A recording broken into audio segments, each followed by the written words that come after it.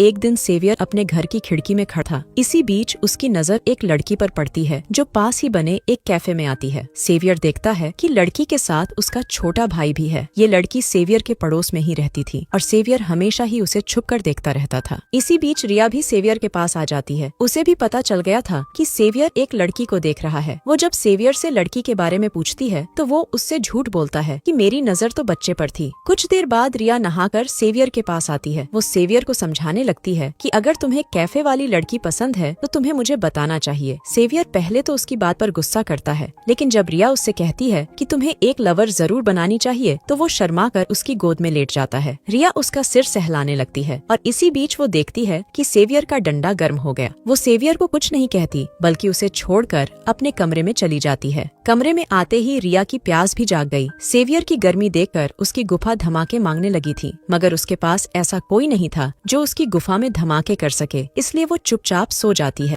अगली सुबह रिया अपने लवर मैक्स को फोन करती है। मैक्स उसी शहर में रहता था। यहाँ पहले रिया का शोरूम हुआ करता था। रिया ने उसे इसलिए फोन किया था ताकि वो उसके पास आकर उसकी प्यास बुझा सके। दूसरी तरफ सेवियर अपने कमरे में बैठा टीवी देख रहा था। वो घर से कम ही बाहर निकलता था, इसलिए टीवी बहुत देखता था। टीवी पर वो साधारण चीजें कम बल्कि गंदी मूवीज ज्यादा देखता था। आज भी वो साधारण चैनल देखते देखते गंदी मूवी देखने लगा और इसी बीच रिया दरवाजे पर आकर कहती है कि आज हमारे घर कुछ मेहमान आने वाले हैं। उसकी बात सुनकर सेवियर कहता है कि मुझे मेहमान पसंद नहीं है। रात होते ही रिया के मेहमान उसके घर पहुंच जाते हैं, जिसके बाद वो उनकी मेहमान निवाजी करने लगती है। सेवियर किसी से भी बात नहीं कर रहा था। उसका पूरा ध्यान रिया पर ही था और रिया ने भी ये बात नोट कर ली थी। रिया के मेहमानों में उसका लवर मैक्स भी था। रिया ने जानबूझकर मैक्स को बुलाया था ताकि वो उसका पानी निकाल सके। सभी मेहमान खा पी रहे थे और साथ ही साथ बातें भी कर रहे थे, मगर सेवियर अभी भी चुपचाप ही बैठा था और उसका पूरा ध्यान रिया पर ही था। मेहमानों के जाते ही रिया मैक्स को अपने कमरे में ले आई। सेवियर ने उनकी आवाजें सुन ली थी, इसलिए वो छुपकर दोनों को देखने लगा। सेवियर की नजरों के सामने ही मैक्स रिया की गुफा में धमाके करने लगा और सेवियर चुपचाप उन्हें देखता रहा। अगली सुबह रिया सेवियर के पास आती है। वो उसे खुद ही बताने लगती है कि कल रात मैंने मैक्स के साथ मजे किए। सेवियर उसकी बात सुनकर कुछ नहीं बोलता। इसी के साथ रिया उसे सब बताने लगी कि मैक्स ने कैसे उसे गर्म किया और कैसे उसका पानी निकाला। वो जानबूझकर सेवियर को ये सब कुछ बता रही थी ताकि उसकी बातें सुनकर वो भी गर्म हो जाए और किसी लड़की को अपनी लवर बना ले। कुछ देर बाद दोनों भाई बहन घर की सफाई कर रहे थे। इसी बीच सेवियर रिया से कहता है कि मैं तुम्हारी गुफा में धमाके करना चाहता हूँ। सेवियर की बात सुनकर रिया हैरान हो गई। वो खुद को संभाल कर कहती है कि मैं तुम्हारी बहन हूँ, इसलिए मैं तुम्हारे साथ कुछ नहीं कर सकती। ये सुनकर सेवियर कहता है कि मैं अपनी गर्मी निकालना चाहता हूँ और तुम्हें मेरी मदद करनी चाहिए। बेचारी रिया अपने ही जाल में फंस गई थी। वो तो सेवियर को इसलिए गर्म कर रही थी ताकि वो भी किसी लड़की को लवर बना ले और साधारण लोगों की तरह जिंदगी जीने लगे। अगले दिन रिया ने अपने घर एक लड़की को बुला लिया था जो जिस्म बेचकर पैसे कमाती थी। रिया चाहती थी कि ये लड़की उसके भाई की गर्मी निकाले, इसलिए उसने उसे घर बुलाया था। रिया ये भी चाहती थी कि सेवियर उसकी नजरों के सामने ही सब कुछ करे। लड़की जल्दी ही सेवियर को गर्म करने लगी और रिया चुपचाप बैठकर देखने लगी। लड़की जैसे ही सेवियर के कपड़े उतारने लगती है तो रिया उसे डांटकर भगा देती है। इसके बाद वो सेवियर से झूठ बोलती है कि लड़की ज्यादा खूबसूरत नहीं थी, इसलिए मैं तुम्हें उसके साथ नहीं देख सकती थी। दरअसल रिया को लड़की से जलन होने लगी थी। अगले दिन सेवियर को पढ़ाने उसका मास्टर आता है। सेवियर बचपन से थोड़ा सा पागल था, इसलिए उसका मास्टर कभी कभी उसे पढ़ाने आता था और वो उसे खास तरह की पढ़ाई पढ़ाता था। जल्दी ही रिया अपने कुछ दोस्तों के साथ मास्टर जी को खाने पर ले आती है। रिया मास्टर जी से जान पहचान बढ़ाना चाहती थी ताकि उसकी मदद लेकर सेवियर को अच्छा पढ़ाया जा सके। मास्टर जी का स्वभाव काफी अच्छा था, जिस कारण वो रिया का ध्यान खींच लेता है। मास्टर रिया के पास ही बैठा था। रिया अपने हाथों से मास्टर को गर्म करने लगती है और उसकी हरकत ने मास्टर का भी ध्यान खींच लिया था। रिया का हाथ मास्टर की पतलून में था और मास्टर उसके हाथ का पूरा मजा ले रहा था। सामने बैठे सेवियर को सब पता चल गया था कि उसकी बहन और उसका मास्टर क्या कर रहे हैं। सब कुछ रिया ही कर रही थी, इसलिए सेवियर चुपचाप बैठा देख रहा था। देखते ही देखते दोनों एक दूसरे के बेहद करीब आ गए। एक दिन दोनों पार्क में घूमने आ जाते हैं। सेवियर भी दोनों का पीछा करते करते पार्क में आ गया था। पार्क में खाली जगह देखकर दोनों एक दूसरे को चूमने लगे। सेवियर की नजर जैसे ही दोनों पर पड़ती है तो वो जल्दी जल्दी दोनों के पास आता है और गुस्से में मास्टर को पीटने लगता है। रिया उसे किसी तरह रोककर मास्टर को भगा देती है और फिर सेवियर को गले से लगा लेती है। घर आते ही वो सेवियर से पूछती है कि तुमने मास्टर को क्यों मारा। सेवियर कहता है कि मुझे साले मास्टर की शक्ल पसंद नहीं, इसलिए मैं उसे तुम्हारे साथ नहीं देख सकता। उसकी बात सुनकर रिया को गुस्सा आ गया और वो उसे थप्पड़ मारकर अपने कमरे में चली जाती है। अगले ही दिन रिया उसी शहर में वापस चली जाती है। यहाँ उसका फैशन शोरूम था। ऐसे ही एक दिन सेवियर उसके पास आता है। वो उसे बताता है कि मैं खुद को रोक नहीं पाया, इसलिए मैं तुम्हारे पास आ गया। उसकी बात सुनकर रिया उसे मैक्स से मिलवाती है। रिया मैक्स के घर में रहती थी, इसलिए सेवियर भी मैक्स के घर में ही रहने वाला था। रात होते ही मैक्स रिया की गुफा में धमाके करने लगा और सेवियर फिर से छुपकर दोनों को देखने लगा। लेकिन इस बार रिया को पता चल जाता है कि सेवियर छुपकर उन्हें देख रहा है। अगले ही दिन वो सेवियर का सामान पैक करने लगी ताकि वो अपने घर वापस चला जाए। सेवियर उसके साथ ही रहना चाहता था, जबकि रिया उसे वापस भेजना चाहती थी। जल्दी ही दोनों में लड़ाई भी शुरू हो गई और रिया सेवियर को मारने लगी। लड़ते लड़ते जब रिया थक जाती है तो वो सेवियर से कहती है कि तुम मेरे साथ रह सकते हो, लेकिन मैं शादी मैक्स से ही करूंगी। सेवियर उसके साथ पानी भी निकालना चाहता था और उसकी जिद देखकर रिया ये भी मान लेती है। कहानी के आखिर में रिया की शादी मैक्स से हो जाती है। सेवियर उसी के साथ रहने लगा था और वो रिया के साथ मजे भी करने लगा था।